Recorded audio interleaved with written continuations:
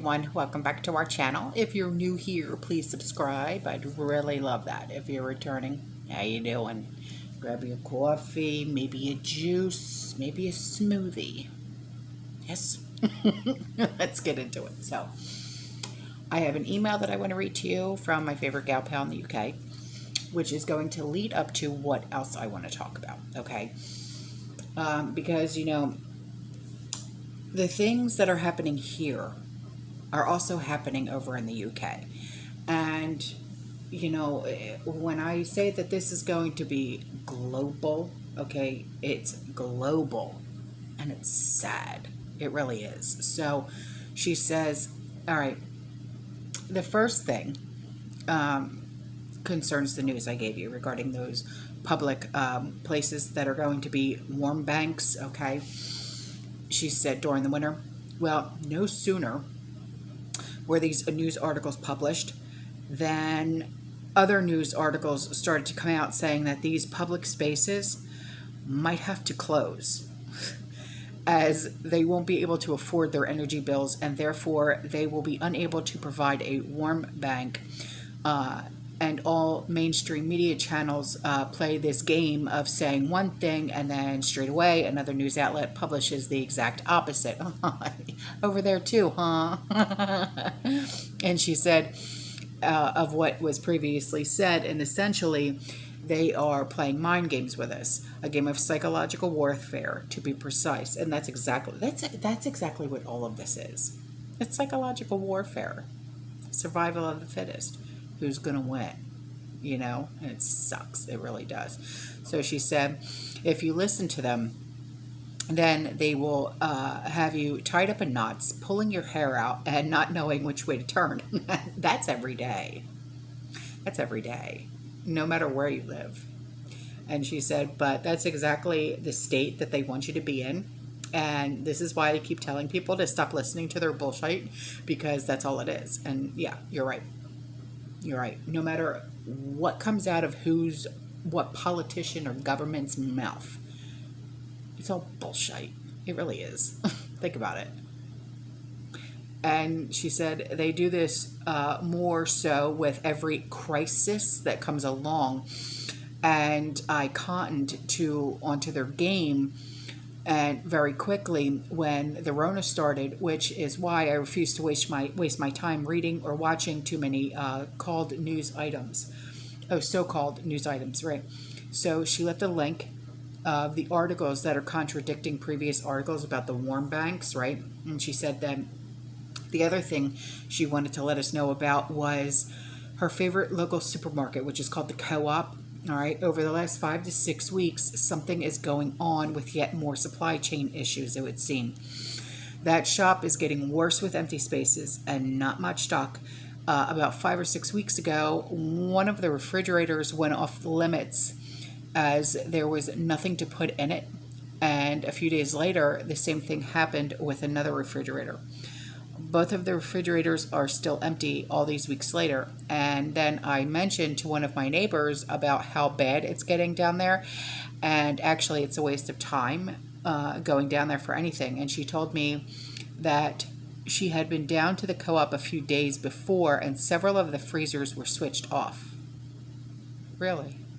Well, this was 2 weeks ago, and those 5 freezers are still out of action, and the freezers hold all of the frozen vegetables, burgers, pies, fish fingers, and frozen ready meals.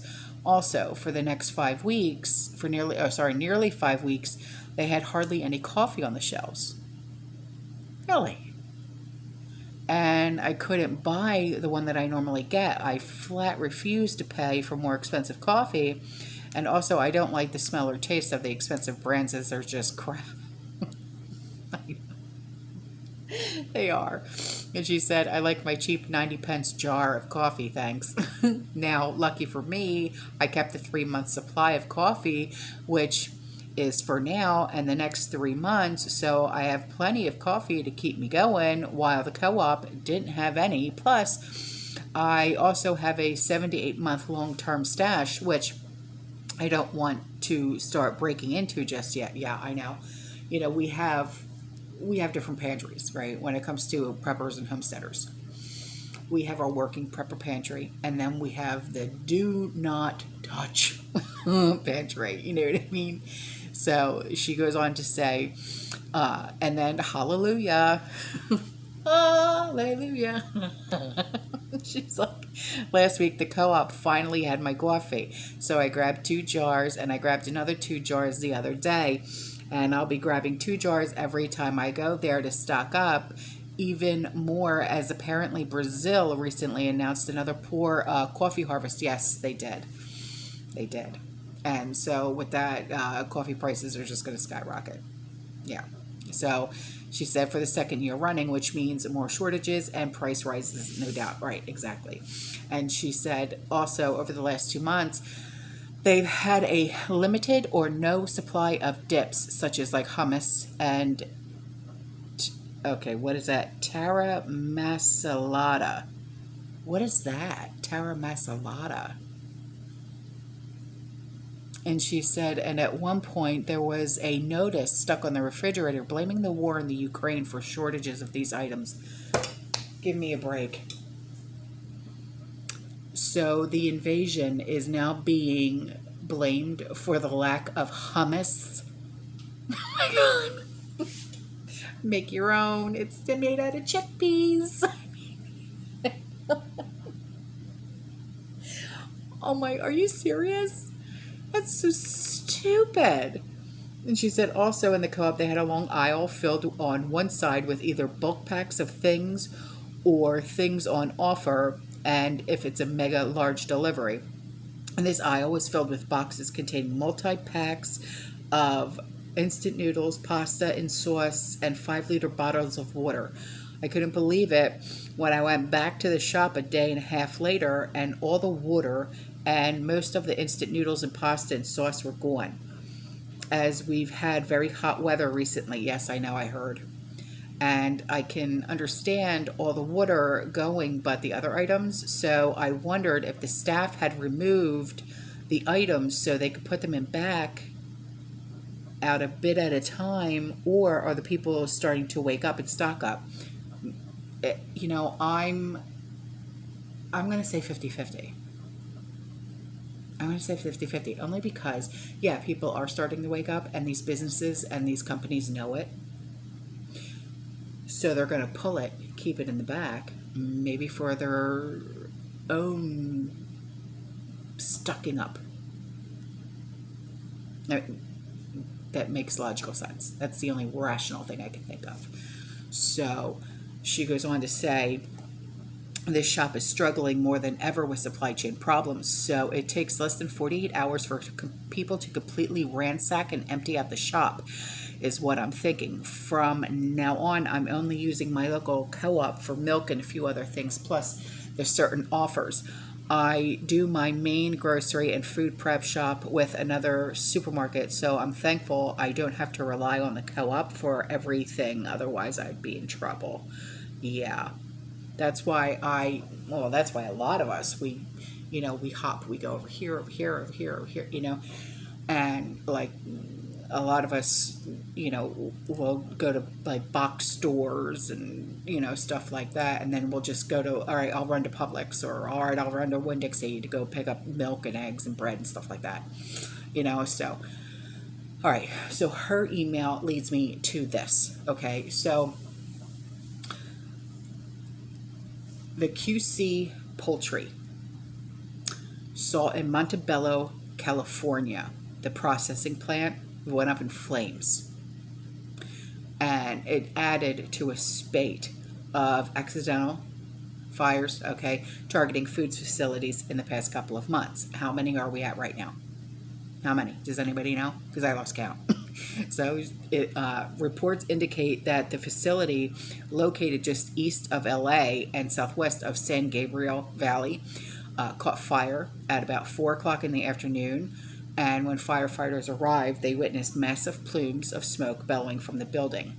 All right, so now firefighters, they were deployed. The fire grew. It was upgraded to what is known as a 3rd alarm commercial fire. Okay, and that's big. And because of its intensity, The firefighters initially focused on keeping the fire from spreading to other buildings. And generally, that's what happened.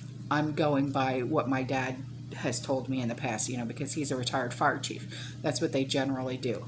They try to stop it from spreading, and then they focus on putting it out. So by 8 o'clock that night, the fire was declared to be a knockdown, and that means, they have to, once they put it out, they have to, I think they have to knock down the structure because it was that damaged. So if this was like the only food processing plant fire to occur, right, this would not be news, of course. But because we all connected the dots, because we're not dumb, right? But I mean, there's been how many across the country, but not just here, in other countries as well. So, all of a sudden, within the past year and a half, facilities that produce, process, or in some way handle food for the supply chain,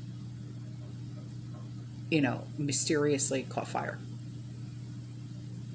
Even farms, chicken farms, stuff like that. So, and many of them are now just a massive pile of just garbage, rubble. So the list of the facilities, I mean, it just goes on and on and on. I mean, I'm serious. What are we at now? Because I don't even know.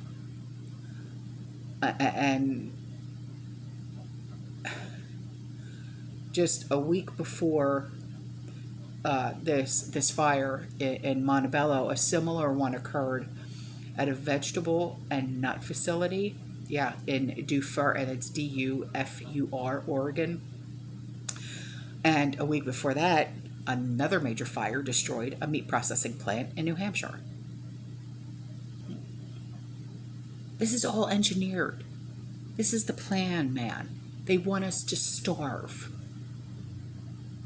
Just like what's going on in the UK at the co-op that she shops at.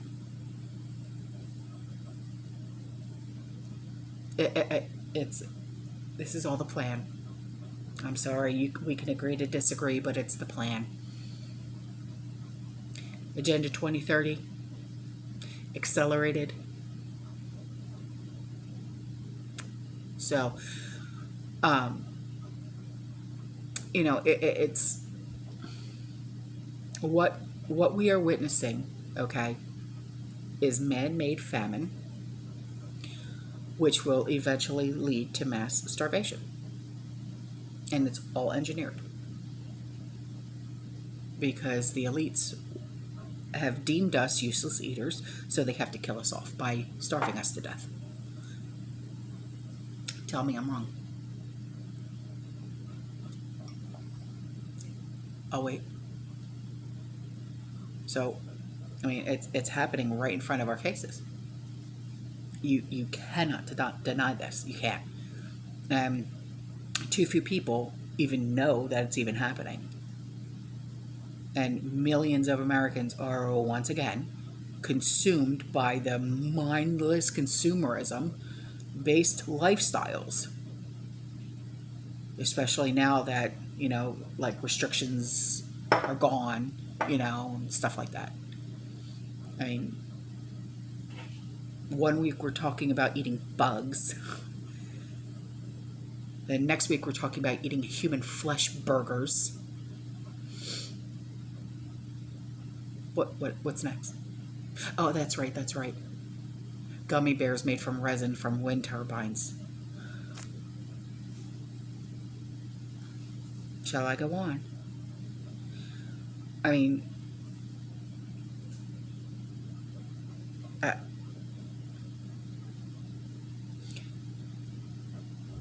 this, I know, I'm going to say it again, okay? This is why we prep, right? But still in all,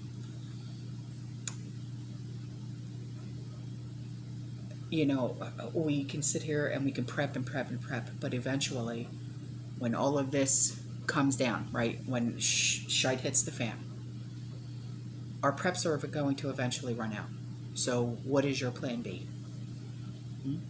Have you started your freedom gardens? Have you started preserving all that food? Even if it's just dehydrating it, pressure canning it, freezing it? What have you done? Okay, because our preps will run out. You have to start your freedom gardens now, please. Okay, if you need help, email me. Every month I help 2 community members start their freedom gardens. I've already got one that I'm helping, so if you want to be the other one, email me, okay? And if I can't get to you this month, I'll get to you next month. All right? It's not a problem. I'm always here to help. All right? All right, guys, I'm out of here. I love you. I'll see you in the next one. You stay safe. You stay positive. You keep prepping. And as always, fearless.